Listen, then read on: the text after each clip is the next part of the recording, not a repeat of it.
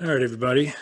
This is episode 5 or 6. I cannot remember, honestly, of Old IU. This is IU Artifacts. We're going to be talking about um, 10 significant IU basketball ticket stubs in history, really focusing on the significance of the ticket, obviously, with the game. But we're going to start with one that is very obvious. We have here the December 10th of 2011 ticket against Kentucky. This is the Wat Shot game.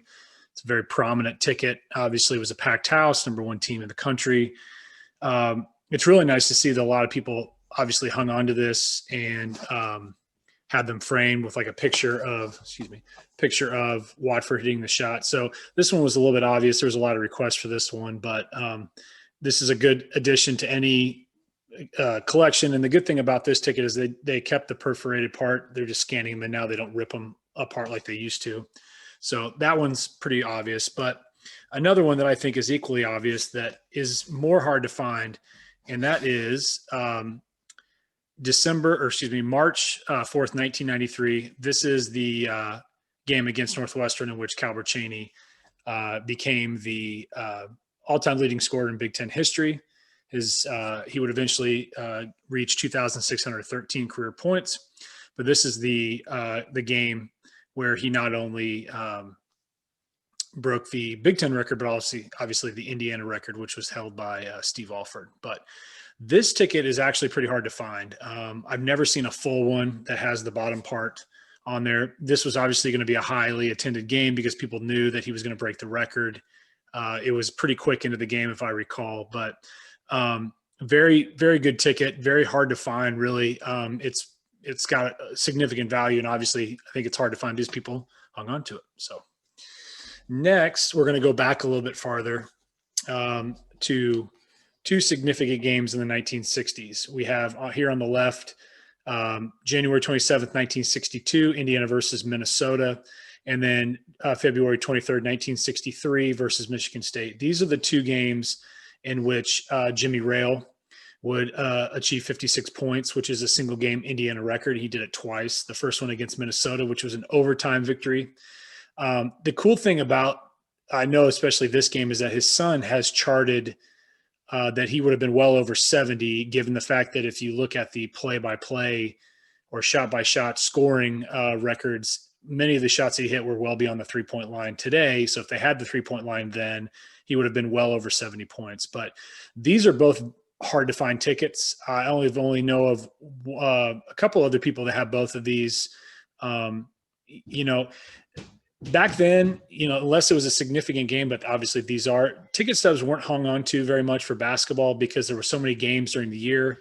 It's actually much harder to find like a complete set for a season for basketball than football, simply because of the numbers. But these are two very significant ones, a year apart in IU history. The next one, really doesn't need a lot of introduction unless you don't recognize the date, February 23rd, 1985. This is the chair toss game, IU versus Purdue. So this is the game where Bob Knight threw the chair. Not a very successful season. I think it was one of the only seasons, if not the only season, that Knight's team did not go to the NCAA tournament. They went to the NIT that year. Hard to find stub. This is the only one I've ever found.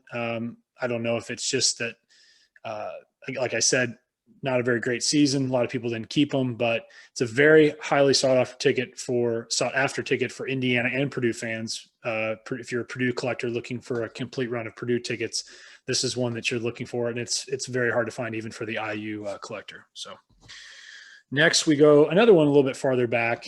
This is 1971, Indiana versus Michigan. So this would have been at the field house that's next to Assembly Hall, Gladstein Field House, or what was called then the new field house. This is the first triple-double in IU basketball history. Steve Downing, points, rebounds, and blocks. I know he had 10 blocks. I should have looked that up, obviously, before I did this, rather.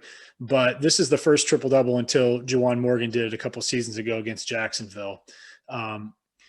Again, very difficult to find. If you're like me and you like to collect tickets of significant games, this is one I think you definitely want to have because of the fact that at the time and for a very long time, it was the only triple-double. And Downing, again, is one of those players I think that is so undervalued in IU history in terms of his accomplishments. I think he's just overlooked because he was in the early years of Knight's tenure at IU. He graduated before the successful runs in 75 and 76, but he was on that senior squad that went to the Final Four in 1973. So this next one got a lot of requests on Twitter when I posed this question. This is the February 14th, the Valentine's Day game, 1993 against the Fab Five. Indiana went 3-1 against the Fab Five when it was intact. Was very successful against that group that, went to 2 straight national title games, didn't win a national title, obviously we know. But this, if I recall, my parents went to the game. I didn't even have a prayer in the world to go to that game. Tickets for this game were going for upwards of $1,000 a piece because it was the most anticipated game of the season. Indiana was a top-ranked team. Michigan was number 4. Both games, if I recall, that season were resulted in a 1-point victory for Indiana up there in Ann Arbor and down here. So it's a very, very unique season. Obviously, the '93 season, 17-1. But this is a ticket that I think is really cool. Not terribly difficult to find. They're out there, but just a unique game with a lot riding on it because of the season, but obviously going up against such a formidable foe. So previously I mentioned the Wat Shot. This one's not called necessarily the Haston shot, but this is the buzzer beater over number 1 Michigan State, January 7th, 2001. This was the 3-point shot that Kirk Haston hit over Zach Randolph of Michigan State. Zach Randolph was a native of Muncie, Indiana, in which they won by 1 point. I want to say it was like 53-52. It was a low-scoring game. But this was important during that season because this was Mike Davis's first season. It had been an up-and-down season. And this was one of the very big bright spots of that first season for Davis after replacing Bob Knight. A 1-point victory, a buzzer beater, crowd rushing the floor. So this obviously doesn't have as much fanfare because of the lack of social media at that time in 2001. But this was a huge deal against, the defending national champions in Michigan State. So another throwback here, we have March 6, 1965 against Purdue. Again, it says New Field House. So this is over at Gladstein. This is the last game of Branch McCracken's coaching career at home, last home game. A couple days before this, McCracken had announced that he was retiring at the end of the season. He arrived in Bloomington in the fall of 1938. He was having some major health issues. He would die in 1975 years later, but this is the last home game victory.